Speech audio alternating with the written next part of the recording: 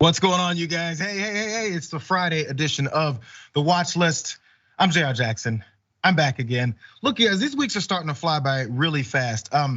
Because it seems like I was just here like 2 minutes ago telling you guys the same thing. It's the Watch List, except it was a Thursday show. Now we got Friday. So since you guys are back again, you might as well go ahead and comment, like, subscribe to the channel. Also, tell your friends, tell your family, tell everyone, because I think we got some things that everyone may want to hear. But on top of that, the other thing that seems like it just keeps coming back too quickly is Rick the Brick Strom. What's going on, Rick?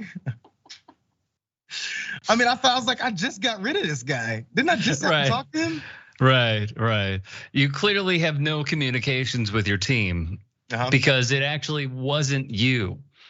It was the people around you who keep wanting me to appear on your show to give it incredible ratings. So I returned.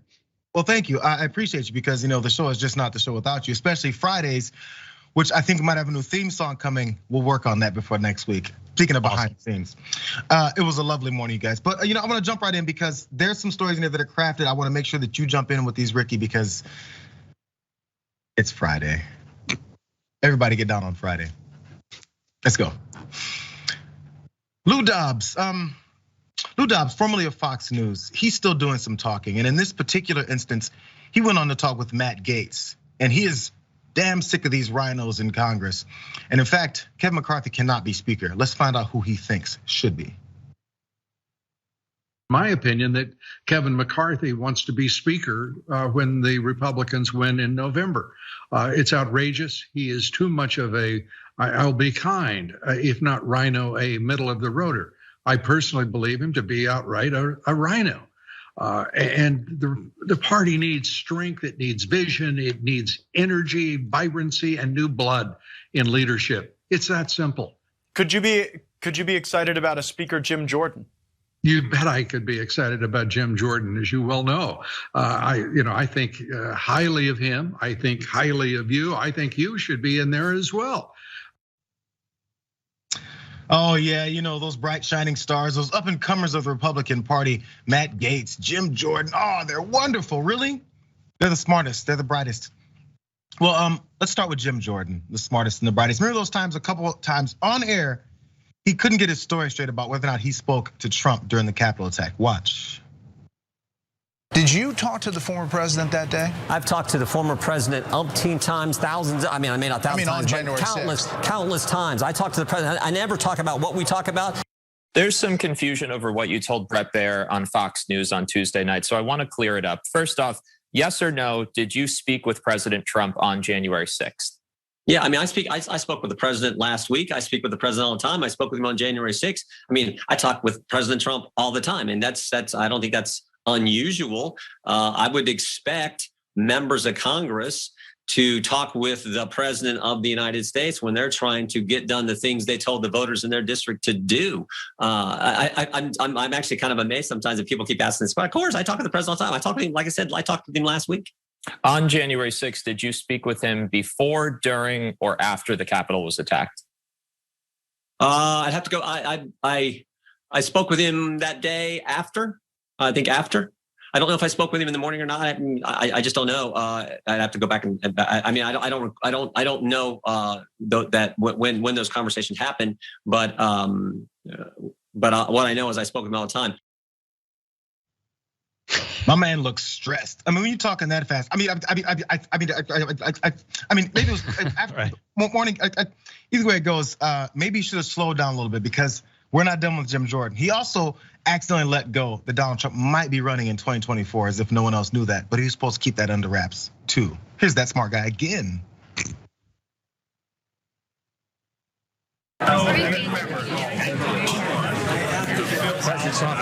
He's going to run again. You think so? I know so. Okay. I talked to him yesterday. He's about ready to announce after all this craziness in Afghanistan. Thank God. Yeah. Invite him. Yeah, Part of my friends, kind of. He said he's really bad. Really bad. Okay, well, I want to know. Well, thank you for coming. There's Jim Jordan. Let's jump down to the fifth one, you guys, because I want to get straight to Matt Gaetz, who was also floated by Lou Dobbs, the Honorable Lou Dobbs, for speakership. So if we don't, in case you guys don't remember, Matt Gaetz is also under investigation for some pretty serious charges as far as sex trafficking, underage girls, and things like that. And he had to explain himself as well to Tucker Carlson, who didn't want to hear any of this. Let's watch Matt Gaetz. I can say that actually you and I went to dinner about 2 years ago. Your wife was there, and I brought a friend of mine. You'll remember her. And she was actually threatened by the FBI, told that if she wouldn't cop to the fact that somehow I was involved in some pay-for-play scheme, that she could face trouble. And so I'm not the only person on screen right now who's been falsely accused of a terrible sex act. You were accused of something that you did not do. And so you know what this feels like. You know the pain it can bring to your family. You just referred to a mentally ill viewer who accused me of a sex crime 20 years ago. And of course, it was not true. I never met the person.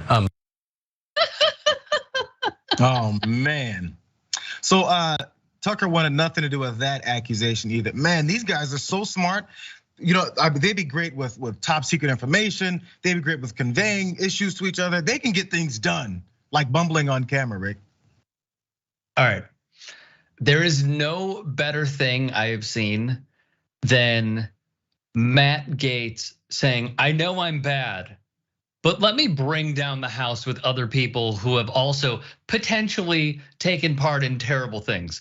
It is Republicanism 101, where, hey, I know that I might have a shady record, but you were falsely accused. And for people who don't know, it's like, well, wait a minute. Totally. Wait, let me hit up the Google for a second and see what I could find on this accusation. So going in order, Jayar. First, it's Lou Dobbs. If we could throw up Lou Dobbs once more. I love how you preface him by saying the honorable Lou Dobbs. Like he is about as honorable of a man as his hair color. What he does to that thing repeatedly is kind of a work of art, but also it's sort of like bad. So seeing them go after like Kevin McCarthy, I know we talked about this last week, but it's so interesting to see how they go after their own because they keep shifting further and further right. So like Matt Gaetz went after him, Lou Dobbs, who honestly I hadn't heard of since he was fired, left, whatever, Fox. Don't even know what he's up to anymore. This is the first time that I've really heard of him because he was speaking with a accused pedo in Matt Gaetz. But I do love how they're saying, yeah, well, I'd be all with Jim Jordan and Matt Gaetz. And what do these people have in common? They took part in, allegedly, or were credibly accused of sexual assault. Jim Jordan's going back to Ohio State when he decided, when he was an assistant coach there, that some of the wrestlers who came to him and said this is a problem with Dr. Richard Strauss, who sexually assaulted well over 100 wrestlers, he did nothing. So this is the ethics that they have. They could say whatever they want. The underlying pattern is they will continue to hitch their wagon to Trumpism and go further and further right because it's really all they got in the end. It's true. And by the way, so since Trumpism is their thing, here's the last thing that actually sums up what Lou Dobbs is looking for in a new speaker, just to finish this whole thing. And it's from Eric Drewer on Twitter, says, if you ain't under investigation, you ain't under consideration. Well done. That's the way. Yes. That's the law that Lou Dobbs lives by because he's still a minion for Donald Trump. Let's go to more minions on Donald Trump because we're still talking about this trucker convoy up in Canada, and grifters are still trying to hitch their wagons to it. Number one grifter, MyPillow, Mike Lindell. Mike Lindell's latest adventure when it comes to the thing with the trucker convoy and backing them up and sending money and sending this is 10,000 pillows to be sent to the trucker convoy because that's what they need, pillows. Let's watch. Pillow, we're busy. All our employees are busy making pillows right now for the truckers in Canada. We're going to try and get them through. I'm not going to say what day or there'll be obstructionists. I know you guys are going to be there. Trust me, you will be there. I'll let you know. and it's going to be great. You know, I have a plant up in Canada. I have a factory up in Canada, but we can't make enough there because of what happened before. Remember when I was canceled in the United States, Canada companies canceled me too. Costco, the Canadian Shopping Channel. So our production went way down a year ago. So this is all. I got a little problem with Trudeau. Let me tell you, more than this started with me way back. So, but we're going to get these what brave truckers, and it's going on around the world now. Yeah. It's amazing. We're winning. Saskatchewan and I believe Alberta pulled back their mandates already. There's little victories now already, so they're pulling them back. We're winning. I encourage all the truckers, don't give up and say, okay, we'll compromise halfway. No. Oh my God, man, that reporter's like, okay, he's like constantly pull his microphone back. Like, are you done yet? Please stop. Mm-hmm. So he's gonna send all these pillows up. And by the way, I'm calling BS on first off. I've got this Canadian plant. And since they canceled me in Canada like they canceled me in America, I can't make any more pillows up there because so I gotta send them over there and then 10,000 to the truckers. Please don't give up. Hey, you got canceled in those places where they don't want you to have your products sold. You can make all the pillows you want in Canada and then just hand them over. But this has become part of the ploy. I'm trying to ship them over across the border. Now, by the way, a little more context on his pillows, and the pillows that he wants to send over. We've talked about these specific kind of pillows before. So a MyPillow truck loaded with over 10,000 pillows, which included 1,000 Bible pillows for the children of the truckers, because they're there too, was also stopped from crossing the border. Right, and that's via the Ambassador Bridge that leads to Windsor, Ontario. The government official said that the truck was turned back as the American driver also did not have a valid pre-arrival PCR test. So really fast, let's go to this footage of Lindell's film crew, because he talked about how they got rejected and how they're standing at the border because this is all just a big publicity stunt. This is what they decided to tell us happened there. Shot at what it looks like here at Port Huron here in Michigan. This is one of the entry points to Canada. You got this big 53-foot MyPillow truck all loaded up with about 10,000 pillows, just awaiting the permits to cross over this bridge. Let me pan the camera over to our left, your right. You'll see the entry point. What we decided to do as a network and as my cameraman and myself thought, well, let's go ahead and go on across and we get in position. Upon entry to Canada, we were asked several questions, whether or not, what's our purpose for business, show proof of citizenship, things like that. The last question they ask you is, are you vaccinated? Or do you have a negative PCR molecular test? And of course, I'm not vaccinated, nor do I have a test. So we were then placed into a situation where we had to be, quote, detained in a immigration facility. Still have all the regulations in place here in this part, at least in this part of the entry. How is it that you expect to cross a border, an international border, and then complain on camera? So they asked me, what am I doing crossing the border into their country? Then they had nerve to ask me, am I sick? Am I carrying a virus that has killed millions of people? What's the matter with them? Are they kidding me? And then they're gonna talk about where am I going next? Man, the cops ask black folks that when they leave their neighborhood. So calm down with the questions that you have to be asked when you cross an international border, number one. And number two, really fast on this screenshot, but Ricky, before I jump into this, they're apparently in Detroit, Michigan, as it says. But it's also Port Huron, which is not Detroit, Michigan. And also it links to Sarnia, Ontario, Canada. And that Blue Water Bridge is back there. So I still think they're trying to figure out exactly where they are, how they're gonna get across, but they're too busy worrying about, I haven't got the PCR test either. Hey, listen, if I'm trying to get into a basketball game and I walk up with no money and no ticket, and the guy at the front goes, so where's your ticket? You know that when you come to basketball games, you have to get a ticket. And you go, I don't have a ticket. I'm not sure why you're asking me these questions. It's basic, normal things when you cross a border. Do you think anybody that's crossing the border on the southern border that you guys are all caring about, you think we should not ask them anything? Because I know you guys definitely want to ask them a lot of stuff. Mostly, hey, where are you going? Turn back and go back home is what you always say to them. Right. But when you're trying to cross, it's just, how dare they ask me if I'm gonna carry a disease? But like the funny thing is, it's sort of like when you see like a commercial for an insurance company or like any of those like male enhancement pills, and they're like, here's what'll happen. But also they put all that little stuff on the bottom. That's how I register how conservatives view the PCR test. which is like, yeah, anti-vaccine. I'm not gonna get the vaccine. Yeah, I was also given the leash to have a negative PCR test, but I'm also not going to do that either. Like there is a way for you to get in. They are giving you a way. You're just fighting it. Also, this Lindell truck pillow thing, so stupid.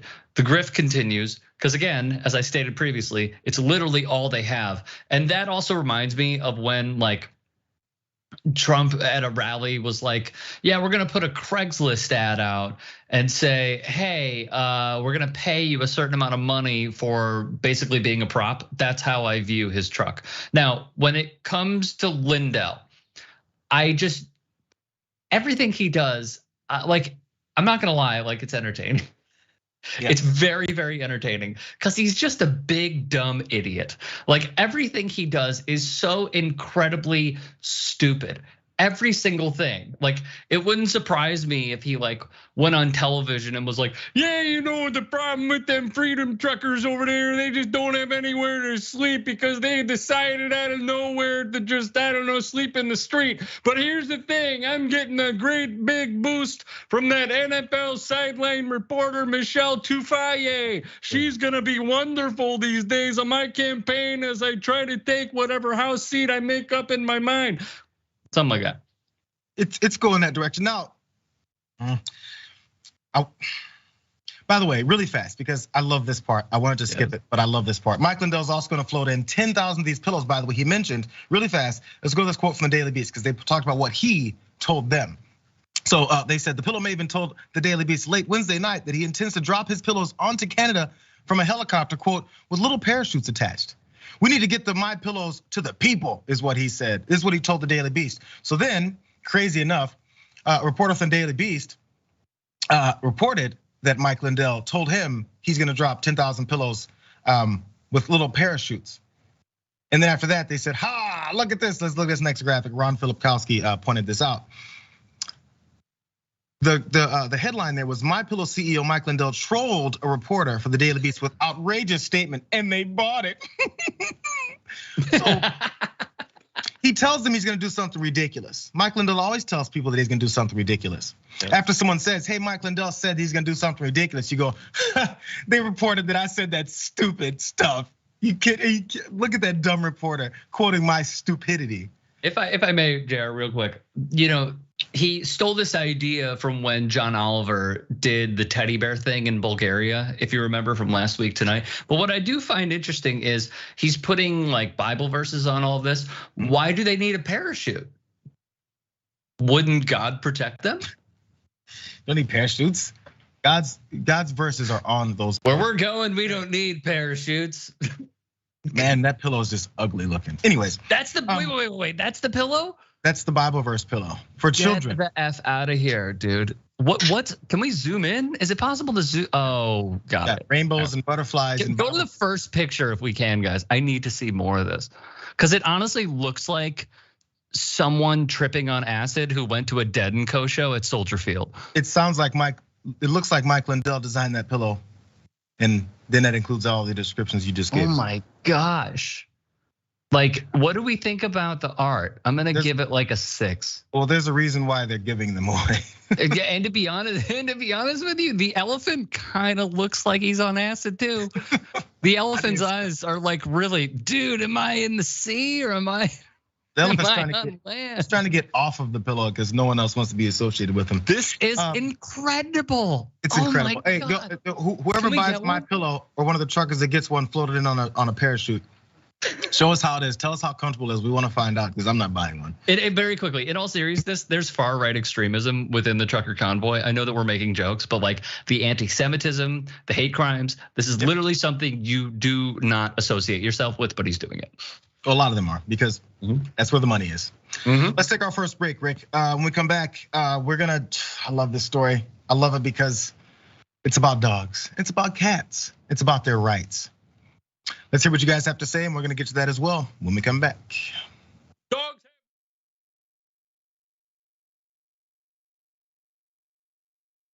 You're about to to watch some behind the scenes footage of the Young Turks. Ooh. Now, these are partial videos. If you want to get all of them, you become a member, go to tyt.com/join, and you'll get all the behind the scenes of me, Anna, John, Jayar, a little bit reality show like. tyt.com/join, and enjoy this. You know what you're seeing behind me? Jersey. Hold. Watch me flip this camera. However I flip it. Do I flip it like this? No, I just took a picture. I'm bitsing right now. What?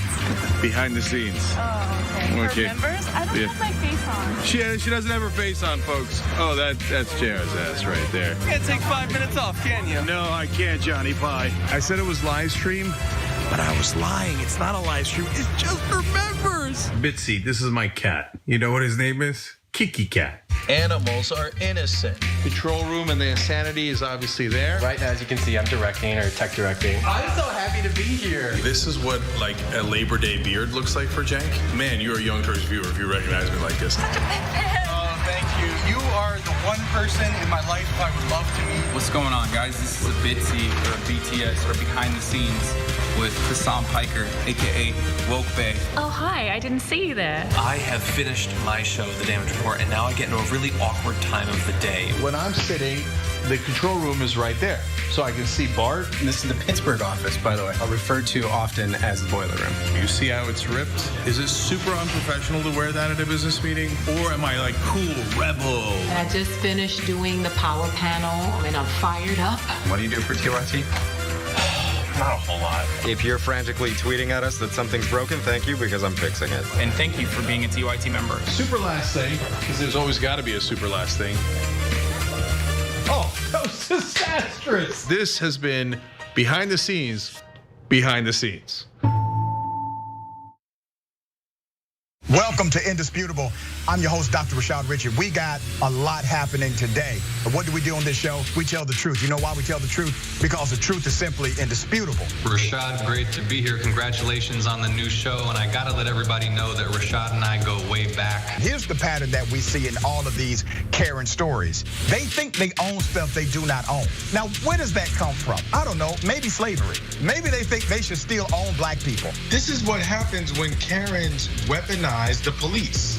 When you're used to privilege, equality seems like oppression. It hits you in a certain way when someone is holding you against your will, treating you like you're a criminal and you're an innocent person. This is something that black people face no matter where they are. A stronger black economy lends itself to a stronger, greater economy. Don't think it's exclusive of you, it's inclusive of you. What's your beef with critical race theory? It adds more fuel to the fire of the racist tendencies that we already have. We have a generation of problem solvers that can remedy the problem if they are properly taught what the problem is. You know who created redlining in this country?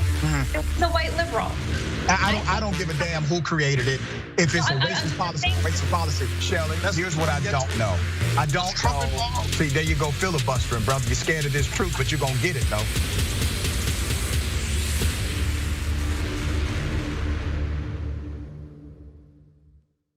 Climate is changing fundamentally, extremely, and non-linearly. It's becoming worse now. It's not when the levees burst that is the problem. It's in the anticipation of that. So I hope every human being is safe. And by human beings, I do not include multinational corporations, especially the ones that started climate change in the first place. What we're currently doing right now in cutting emissions is clearly not enough. There will be ramifications to what Trump is doing. I don't want people to suffer, but I feel like there's going to be a lot of suffering because we have an imbecile as our leader.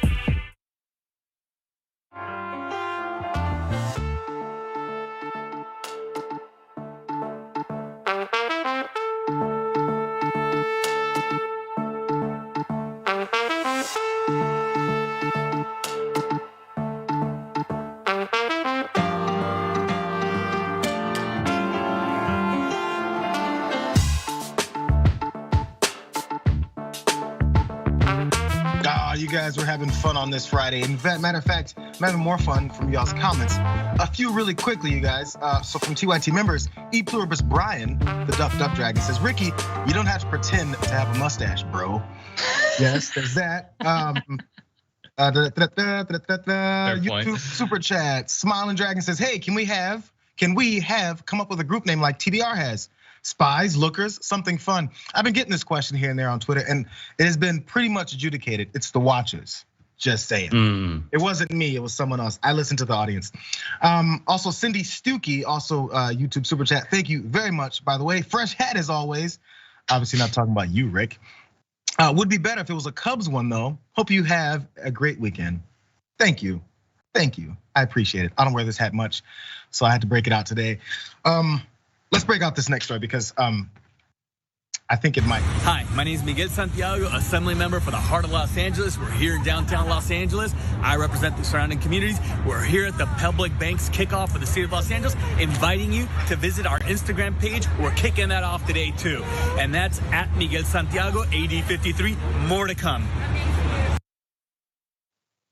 That excitable young gentleman's name is Miguel Santiago, Assemblyman in Los Angeles. And he has some things he wants to spread, that happiness, that positivity.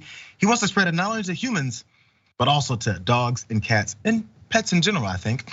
Let's go straight to some of the things that he is proposing in this, what they call the Animal Bill of Rights. Assembly Bill 1881, which was introduced by Assemblyman Miguel Santiago, enumerates 7 fundamental rights that every dog and cat in California would have. It includes these provisions, you guys, check these out. Freedom from exploitation, cruelty, neglect, and abuse. A life of comfort, free of fear and anxiety. Daily mental stimulation and appropriate exercise. Nutritious food, sanitary water, and shelter in an appropriate and safe environment. Preventative and therapeutic health care, beautiful. Proper identification through tags, microchips, or other humane means. Spaying and neutering to prevent unwanted litters. Isn't that wonderful? Now, by the way, the bill was sponsored by this animal advocacy group called Social Compassion. And in legislation, their founder and president, Judy Mancuso, said, those rights go beyond just food, water, and shelter. As stated in the bill, dogs and cats have the right to be respected as sentient beings that experience complex feelings that are common among living animals while being unique to each individual. We're thrilled to be codifying this into law.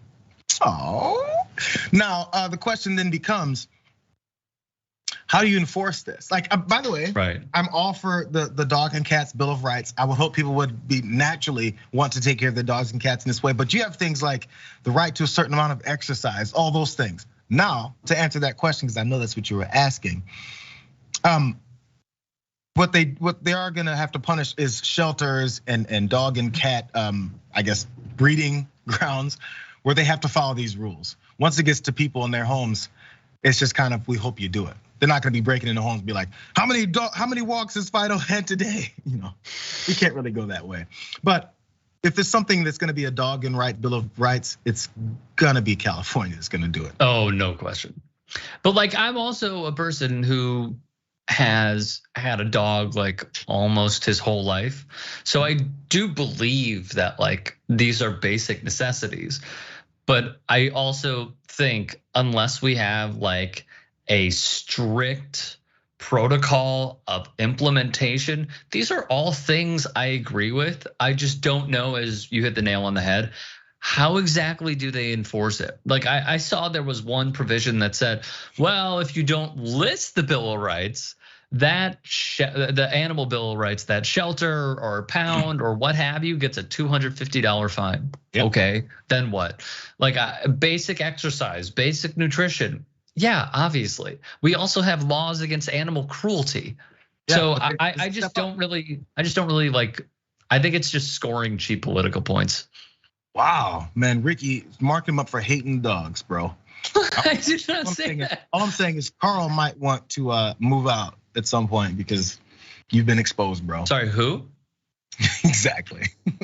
Who Carl, did you say? Bro. Carl. Don't let me just do you a solid here. Hey, don't ever invoke Carl's name in vain like that ever again. Okay. I will send him to whatever car you're working on, whatever day of the week it is, and I'll have him take a crap on the new seat that you just bought in like a 1985 Camaro. Red. As long as people know, Carl's is named after Malone. Okay, next. No, he's not. No, he's not. It's next story.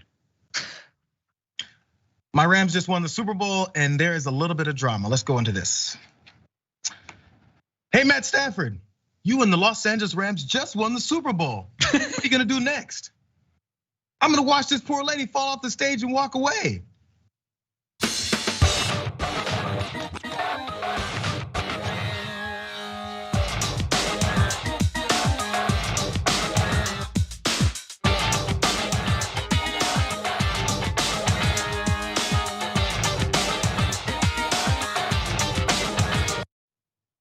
Now, you guys, it was quick, but you gotta look from the beginning. There's a photographer on the stage while the Rams were celebrating their Super Bowl victory in Los Angeles, and she was taking pictures. Didn't realize this stage looked like it's a good 10 feet off the ground. Was right at the edge behind her, and she fell off. Now let's watch this next video really fast because Matt Stafford was there. He's the one in the black, a jacket, hoodie, and his wife is in the blue blazer, and she looked a little bit more concerned. Watch again.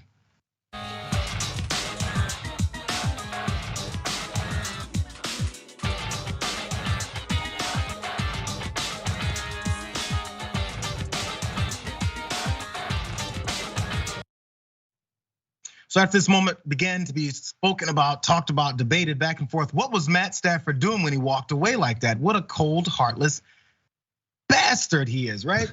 And this continued on and on. The debate went back and forth. Some defended, some pushed back, but some also thought Jalen Hurts would never do something like that. He's a quarterback for the Eagles. This was earlier. Watch.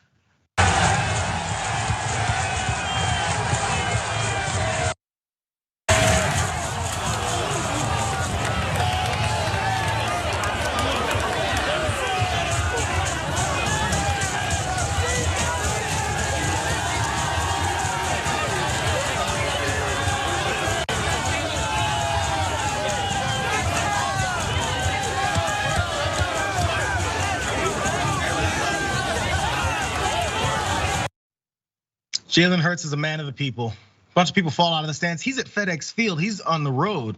And a few Eagles fans fall on him, but he helps them up, takes a few pictures. It's a lovely moment. Not like that guy, Matt Stafford. Now, really fast, before you guys continue to laugh, let's find out what happened to this poor woman who was a photographer who fell off that stage.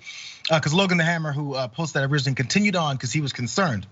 For everyone who wants to know, she fractured her spine in the fall and broke her equipment, is what he tweeted. Everyone's saying she's okay is lying. Continued on, Kelly Smiley, who was the woman who fell, said, "That's me," with a crying face. "Waiting at the ER for x-ray results. Both my cameras broke, but I'm okay." So she's one of the ones saying that she's okay. But then this happened. She tweeted as well. "Unfortunately, I fractured my spine." Doesn't sound okay. And lastly, after all the fallout, after all the pushback, Matt Stafford comes through. Check this out from Bleacher Report. They had this update. The Rams, Matt Stafford, Kelly Stafford announced that they're paying for photographer Kelly Smiley's medical expenses and camera equipment after she fell and fractured her spine during that parade. They said, "We have been in communication with Kelly Smiley and we are sorry for what happened." Should they be sorry for what happened? Should who?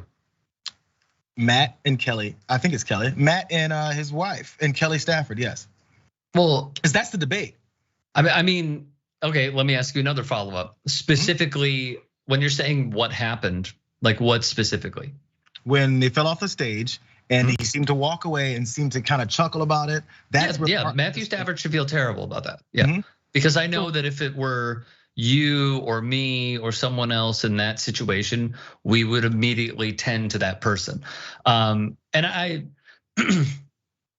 there was this one guy on Twitter who is a well-known personality in NFL media circles, who like lambasted people for saying Matthew Stafford should feel bad about this because it's just basic human decency. What I do think will happen after this, though, is that we will have like a small plexiglass-like feel around the stage to prevent this from happening again. This is exactly what I was thinking. But should he feel bad? Yeah, of course he should. It was a terrible look. Now, if they weren't even there and had no idea that this woman fell, like, would everyone be like, how did Matthew Stafford not do anything? Of course not, because they didn't witness it firsthand. But when you see something, you say something. Or you act on your principles. Like this is the thing is, a bunch of people did jump down. As you can see from the wider shot, people jumped down. I mean, not jumped down. People went to the stage to collect. His wife was on the edge, and she was looking down like, okay, now what do I do? And that's where the other argument then comes in. What could he do? Right? If Matt Stafford then jumps off the 10-foot stage, does he land on top of her? Is he like, what's he then? Wait, Jayar, right? I'm giving you the arguments. Wait. I'm giving you the arguments. It sounds like I'm telling you both sides of the argument. Okay, since this is my show, answer the question, Rick. Yeah. What's the question? The question is then the next thing is what could he do? This is part of the debate that's been happening for 24 hours, bro. Compassion, caring. Again, if this were anybody else, okay? And you saw something like this happen where someone is seriously injured. She fractured her spine. If you saw someone fall, not moving clearly because their back is broken, wouldn't you be like, yeah, I should probably go see if she's okay. Maybe I should call 911. Now, the different, but real quick, the obvious difference is this was the Super Bowl celebration for the LA Rams. Regardless, you should be a human being first in this situation. I really don't even know how this is debatable at this point. Okay, I mean, this sounds very Trumpy in the way you're like, I mean, I don't see why you can see the other way. No. There's ways to see it the other way, Ricky. It doesn't mean that that's always right, but you're acting like there's zero argument on the other side. Of course, there's an argument for the other side. You don't have to. There's an argument. It's just a flawed one. A Trumpian approach would be, let me now see how I could raise money off of this person's injury. That's the Trumpian way. Okay. All I'm saying is you came with aggression when I asked you the question. That's the only why I'm pushing back on you like this. So we can move on. I'm ready to move on. Okay. Because actually, this is my favorite story of the day, you guys. Okay. Because we talk about sports a lot, and we talk about spoiled and rich and entitled athletes and how they've gotten away from their roots. Here's some roots, you guys. Because every kid that wants to be a professional athlete grows up and they want to be drafted. And once they're drafted, it seems like it's all sunshine and tons of money. Not when it comes to minor league baseball. And one particular catcher for the Rangers is pointing all this out. But before we get to what he has said about the things that they go through, let's look at some of the things that really happen with minor league baseball players. Let's watch. No weight room, no problem. If this ain't some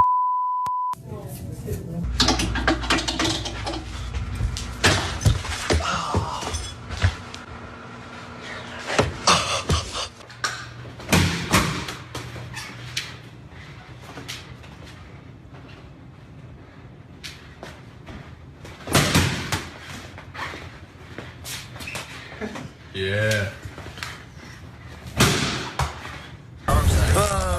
Here we are on the bus. Checking my luggage. What's up here? Oh, Jesus. Throwing against the fence. Now, if this isn't some minor league ingenuity, big bucket, big old clay pile over there, tapping with a sledgehammer, throwing against the fence. Throwing against the fence. So as I mentioned before, Jack Kruger is the catcher from the Rangers, an organization there. And he had a few things to say. Let's go through this as quickly as I can, but I wanna make sure we get to some of the points he made because I think they're all fabulous. So he tweeted out, after being drafted in 2016, I went to rookie ball. 12-hour bus rides through the night, more peanut butter and jelly sandwiches than you can believe, and long days at the park. Made $480 every paycheck, and that's every 2 weeks. Oy. No pay in the off season. Next tweet. In 2017, I lived in a 2-bedroom apartment with 7 other guys. Unfurnished apartment. Slept on an air mattress. 2 guys in each room, 2 guys in the living room, 1 guy in the kitchen. Next tweet. Last year, I started in AAA. As a 2-time minor league all-star who was 1 level below the bigs, I was set to make $12,000 for the entire year. Next tweet. About to start my 7th year in the minor leagues. After this year, it'd be the first time in my career that I'll be a free agent. If I make it to the big leagues this year, I'll have to play another 6 years in the big leagues before I'm a major league free agent. This is all based off whether or not you get your big payday. Next, I've been lucky enough to be in major league spring training ever since I was drafted. One of my favorite parts, the money. Here's the money. $1,500 a week in meal money. Think of my reaction that first year after making $1,000 a month the previous season.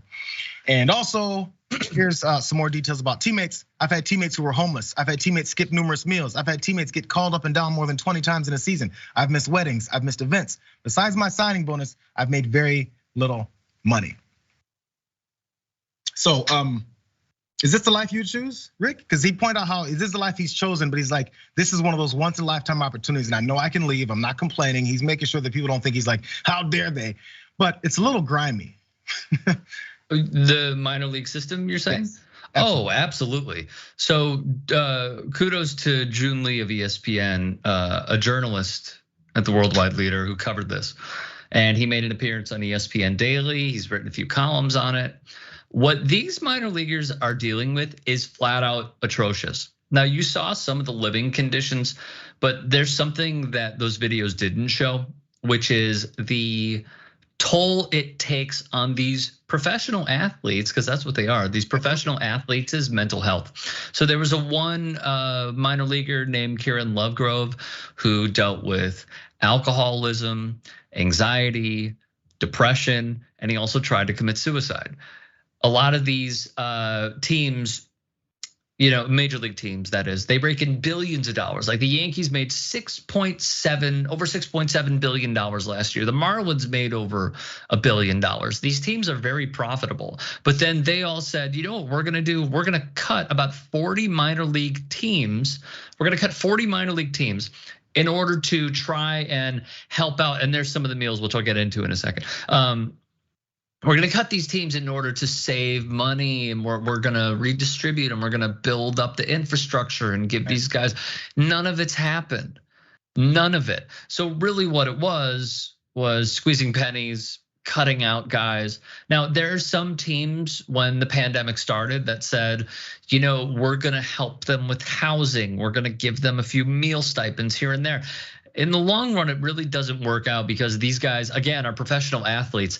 They need to eat a certain amount of, they need to have a certain calorie intake per day. They're eating McDonald's, they're eating Taco Bell. The situations are horrendous. Guys are living out of their cars. Many of them are living in trailers.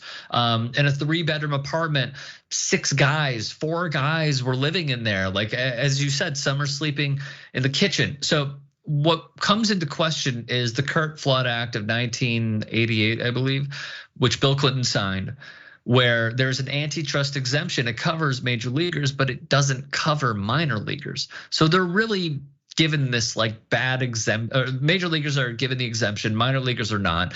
It's a horrible, horrible situation. But more importantly, what we're seeing is the power of the people. And many of these professional athletes banding together and shining a light on these atrocities, because if they didn't, we just simply wouldn't know. Absolutely, and then we kind of know, and it still kind of happens. I love the breakdown. Let's take our next break, you guys, and in a couple minutes we'll be right back again to talk about Charlie Kirk. I think he's trying a new career, and it might be funny. We will get back. We will get to that definitely when we come back.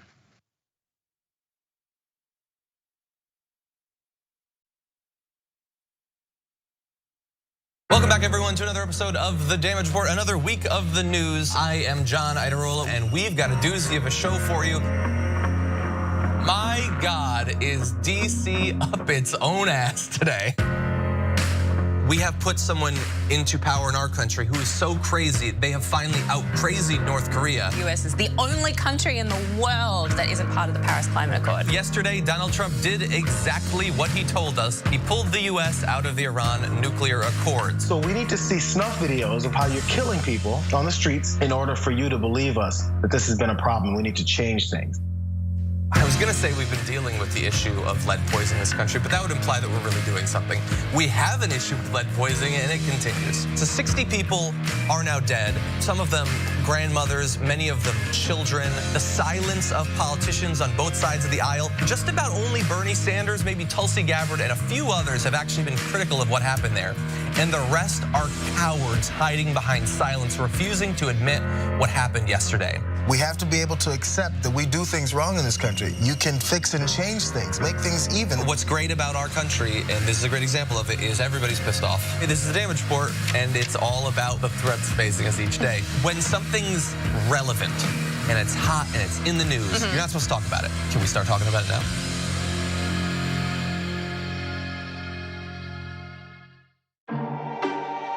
I often think about the terror that my grandmother was under until she was 8 or 9 years old, and how horrific that experience must have been in this state of discomfort for the benefit of other people. People will still treat you like you're the problem. That's what we mean when we say living while black. We're just trying to live our best life. We're trying to be the best that we can be, and we're frustrated and tired of people treating us like we're criminals.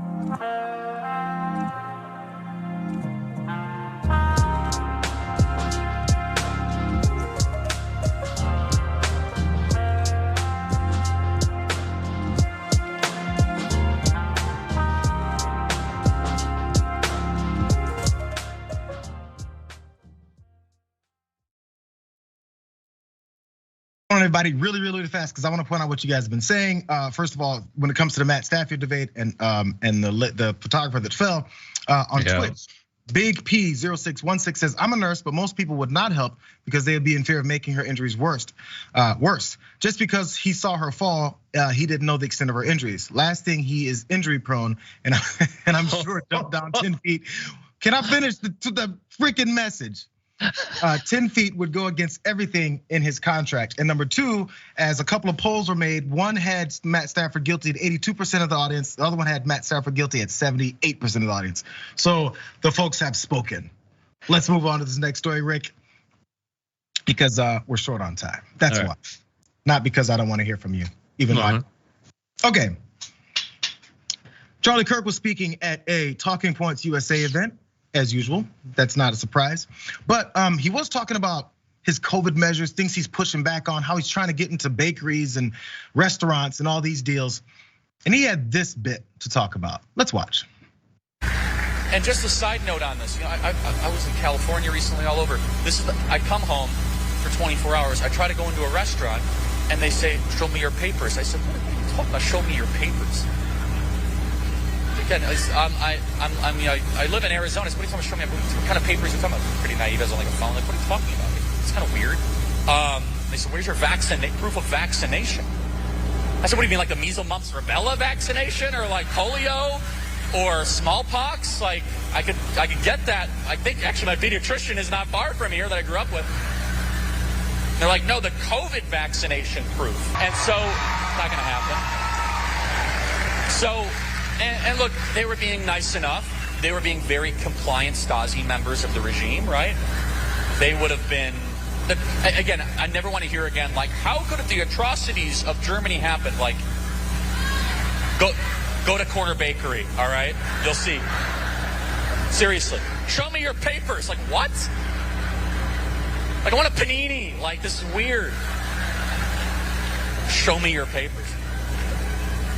And so it really kind of sunk in, and here I am coming back home, being treated like I'm visiting East Germany. Literally, no exaggeration. So there's Charlie Kirk. He hit on all of the normal points of stupidity when it comes to COVID measures. This must be Germany, Nazis, show us your papers, all these same hits that they made. But I'm gonna go out on a limb and say about 10% of that story is true.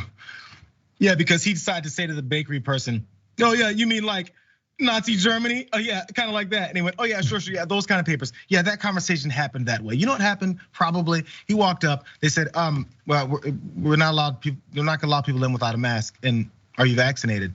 And he went, "Oh no," and then he turned around and he left. That's probably what happened. And he said, "I have an idea. I'm gonna make up a stupid ass story and talk about it in front of a bunch of people and act like I'm this badass." Right. Even though still not. So first off, not funny. Not funny. Second, this whole like show me your papers thing. It is a politicized term at this point that the right uses. No one, literally no one, and we live in California. I've gone to many restaurants, outdoor of course, and they don't say, "Show me your papers, Jew boy." No, they say, "Are you vaccinated?" Or they say, "Do you have?" I'm sorry, they actually never said vaccinated. They say, "Do you have your Vax card?" And I'm like, "Oh yeah, it's actually in my email. Here you go. That's it. Your table's right here." That's pretty much it. And making like what was the chain that he said of paninis? I just want to have probably Panera. I assume something. No, it wasn't Panera. It was like Corner Bakery or something. Like making like Corner Bakery out to be like this incredible blockade to freedom is arguably one of the stupidest things I've ever heard in my life. This is the rallying cry. It's get your pitchforks. Corner Bakery, go away, not in the USA. Like you're going That's good. I'm glad. Bakery. That's like, a good one you came up with. Come on, brother. Like corner bakery, you know what they're known for? Not even being on a corner. Like, bro, the steam is running out on this whole push, this whole grift, and this whole thing about how you're such the independent thinker who runs up on bakeries and tells them, "How dare you ask me for my proof of vaccine?" We know what you're here for. But that's the other thing. That's the other thing is like the. Did you ask about the rubella or the come on. Like you're clearly pandering to a room full of morons. And when you send your kid to school, they do, by the way. Exactly. The point was made 2 years ago. Okay, it's been a fun show. It makes me feel a little better than it did previous ones because of all the seriousness. But you know what? I think we still need good news to wrap the week.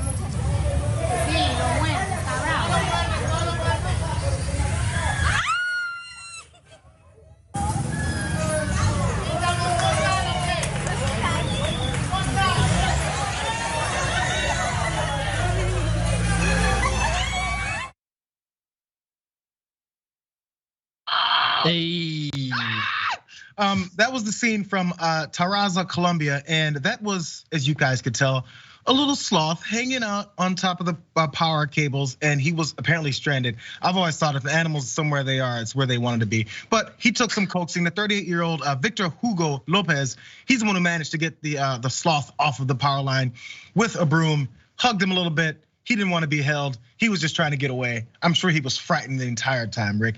Does that bring warm and fuzzies to your heart? Your cold, dark heart? Had no idea I had that. So allthingsnature.org. Are sloths friendly? While sloths are famous for being easygoing, they are not social animals. In the wild, they live alone and try not to draw attention from other animals in order to avoid predators. Since they are solitary, most sloths don't expect to be touched and can find even gentle petting quite threatening. So they got some claws, bro. To answer your question, was he terrified or she? The answer is yeah, 100%. Definitely terrified.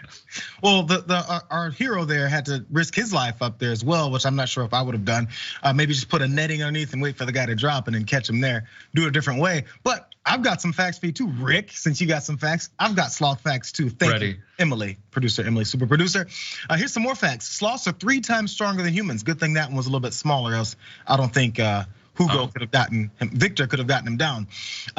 So there's our little guy. Oh, he's so small. Sloths are also blind in bright daylight, which we saw there. Look like pretty bright daylight. So add to the fear. Sloths are faster on water than in land. They're probably pretty good swimmers.